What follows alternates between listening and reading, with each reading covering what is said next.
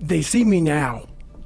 They see me now as the guy that with his shirt off, who can do 4,030 pull-ups in 17 hours, who can run 205 miles in 39 hours, who can do all this crazy shit. But what they don't understand is they don't understand the journey that it took me to get to this point.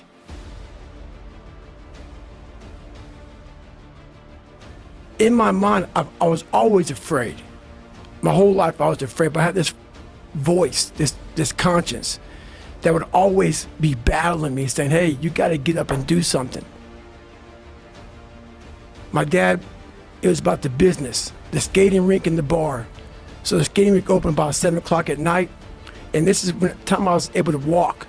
So about 4, 5, 6 years old, 8, 9, and I would go to this skating rink at 7 o'clock at night, and I worked the skating rink until 10 at night. And then we would scrape the gum off the floors, and we cleaned the whole skating rink up. And then my dad had an office, and my brother and myself would sleep in the office, and my mom would go upstairs and work the bar until 3 o'clock in the morning. Going to school rarely happened. So when I went to school, I was all kind of, my learning disability. I had social anxiety. I was just a jacked up kid from living in this tortured home. My mom got courage to finally leave him when I was about 8 years old. We moved to a small town in Brazil, Indiana, and that's when the real war started for me. All the insecurities I had when I was a kid with my father, I moved into this area here, and it just got worse and worse and worse. And the shit haunted me. And that voice that I talked about, it kept talking louder and louder and louder, but I was doing nothing about it. My mom and I, for a while, we lived in the government subsidized apartments, $7 a month, and also food stamps. And we slowly moved up to a $230 a month place. But at the time, we pretty poor. My mom afforded enough money for me to go to see a tutor one hour a week. So for 4 hours a month, I had 6 months to study for my last test.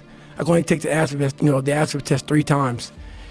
And I studied my ass off and passed it. And I got in the Air Force and realized there was more things in front of me. But 6 weeks into the program, there was about 25 guys left out of about 150. I was there, and I didn't go to sleep for 6 weeks of the program. And I wanted to quit so badly, but I quit everything in my life. I copied through school. I wanted to prove people wrong. 6 weeks into the program, the doctor gave me a blood test. It was I have sickle cell trait, not the anemia, but it still killed people. But so they put me out training for a week, and when you go from being very uncomfortable in that water situation, and then now you're comfortable, and I'm sitting back watching the guys drown, I didn't want to get back in that damn water again. So the fear overcame me, and all my insecurities from my dad, from this small town, from everything started coming back. And even though no one knew how fucked up I was, I lived with this shit all the time. Me not wanting to go back in that water, the doctor called me back up. I thought I was going to get like a medical kick out of the military. So no quitting for me. They'll kick me out so I can have some pride. The doctor said, no, man, we could put you back in the training. And I was like, but after a week, I'm like, you know what? I missed 1 week. There's only 3 weeks left. There's a good chance, I could tough this shit out and go on. But I went back to the CO and the commanding officer of the program, and the sergeant said, hey, you got to start from day 1. I broke. I couldn't imagine going back through that again. So I made up a lie. And I said, man, the sickle cell thing is really scaring me, and I pretty much quit. Even though they gave me a medical, I quit. From the age of 19 to the age of 22, I went and did a job called TAC-P, and I gained 125 pounds in that time frame. I went from 175 to almost 300. And I started finding things that was comfortable. And the more things I found comfortable, the more uncomfortable my mind was. Because that voice I was telling you about, it always was there. I was just trying to avoid that conscience. I wanted to be left alone from that conscience, and it wouldn't leave me alone. So I got out of the Air Force, And I started working for a job called Ecolab, where he sprayed for cockroaches. And what changed, I came home and watched this Discovery Channel show, Class 224. That's where everything changed for me. I was taking a shower, I walked out, heard these guys, and I watched the show. And it made me reflect big time on the piece of shit that I am, and I'm exactly what people said I was gonna be. A lot of us have these fears that you just don't want to fucking face. I have a lot of them, had a lot of them. But I was watching these guys going through Hell Week, Class 224, and these guys ringing the bell, quitting, dropping their helmet down, rolling out. A lot of guys just leaving. And it made me reflect on my fears, my insecurities.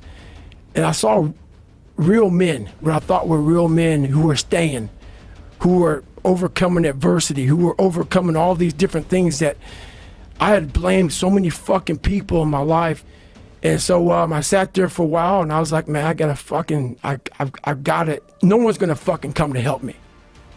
No one's gonna fucking come to help me. It's fucking me against me, period. I had to man up. And I said, the first thing I started doing is facing every fucking fear I have. People who are hearing this shit, they will never really understand and grasp when you face these things and so many things, how they keep you up and haunt you at night.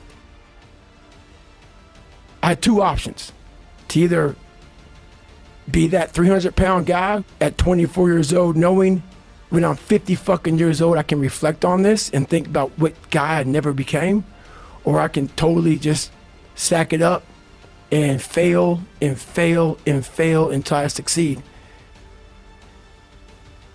So I called all these recruiters up and all of them said, hey, how tall are you, blah, blah, blah, blah. They got into conversations to see if I was even qualified. And by the time I got to my weight, phone would hang up pretty much like, hey, you know what, call somebody else, try to get in the reserves. So I tried to get in the reserves. And I called this guy named Steven Salgio, a recruiter, up. And he said, hey, come on in. To get into the class I had to lose 106 pounds in less than 3 months. So I was like, fuck that, I can't do that. I grabbed my chocolate milkshake and went back to Ecolab. I'm going back to work, man. This is my life. This next morning or this next night, I went to work and I hit the mother load of cockroaches. And this restaurant got full of cockroaches and rodents and everything else. And I sat there and I said, this is my life. I said, this is my life. You are exactly who the fuck, this is it. And I said, this ain't gonna be it for me. So in that restaurant, I quit my job, left my canister in that restaurant, my spray canister, got back in my Ecolab truck, and I went home. And I started working out like somebody, I became the most obsessed person on the planet Earth. I had to invent a guy that didn't exist. I had to invent a guy that can take any pain, any suffering, any kind of judgment. I had to build this callous mind, and I built it through suffering. I built it through downright fucking just crushing myself. If it was raining outside at 3 o'clock in the fucking morning, if it was snowing, the first instinct is don't go out there and do shit. My instinct was, we gotta fucking go out there. Anything that was fucking horrible in my life that I would normally say no, that was inhumane to most people, I had to go do it. And I lost the weight. And I went back to recruiter. I got into that class and I went through 3 Navy SEAL Hell Weeks in 1 year. The first one I didn't make it through, the next 2 I did. I didn't stop anymore from there. And I started realizing through this process that the fucking mind is what you created. And I started opening different doors that I didn't think were even there, that I didn't think even existed. And the more doors I opened up, the more I started realizing that my potential is damn near endless. And it changed my whole mindset. So I went from David Goggins and I created Goggins. That journey is a priceless journey that is hard for me to even explain to people because it sounds so quick and easy. It was brutal. It's a brutal journey every fucking day. And to get through where I became, to get through where I'm at now, there's nothing but pride I have for myself that I can't really show people. I'm driven. I'm obsessed. And that's what you see.